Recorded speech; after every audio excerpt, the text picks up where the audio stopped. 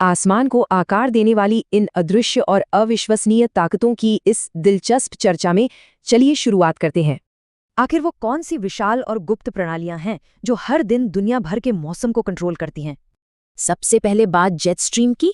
ये वायुमंडल में पश्चिम से पूर्व की ओर बहने वाली हवाओं की नदियां हैं। ध्रुवीय और उपोष्णकटिबंधीय जेट स्ट्रीम बिल्कुल एक बेल्ट की तरह पूरी पृथ्वी को अपने घेरे में लपेट कर रखती हैं। हैरानी की बात है कि सर्दियों के आते ही इन तूफानी हवाओं की स्पीड बिल्कुल दोगुनी हो जाती है। ध्रुवों और भूमध्य रेखा के बीच तापमान और दबाव का भारी अंतर ही इन तेज हवाओं को जन्म देता है। ये धाराएं आसमान में गर्म और ठंडी हवाओं के बीच एक मजबूत अदृश्य दीवार की तरह काम करती हैं। ये कमर्शियल उड़ानों का रास्ता तय करती हैं और माउंट एवरेस्ट जैसे ऊंचे पहाड़ों पर बर्फीले तूफान लाती हैं।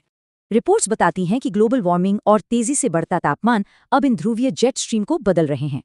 चलिए अब आसमान से नीचे आते हैं और मौसम के दूसरे अहम हिस्से की बात करते हैं, एयर मास। ये तभी बनते हैं जब समान तापमान वाली हवा का एक अत्यंत विशाल हिस्सा एक साथ आगे बढ़ता है। ठीक से विकसित होने के लिए इन्हें बिल्कुल शांत हवा और मैदान या समंदर जैसी समतल सतह चाहिए।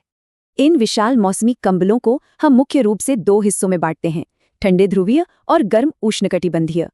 उत्पत्ति का स्थान ही ये तय करता है कि हवा का विशाल क्षेत्र कितना शुष्क, नम या गर्म होगा। जब ये विशाल एयर मास आपस में टकराते हैं तो फ्रंट्स बनते हैं जो हमारे दैनिक मौसम को बदलते हैं।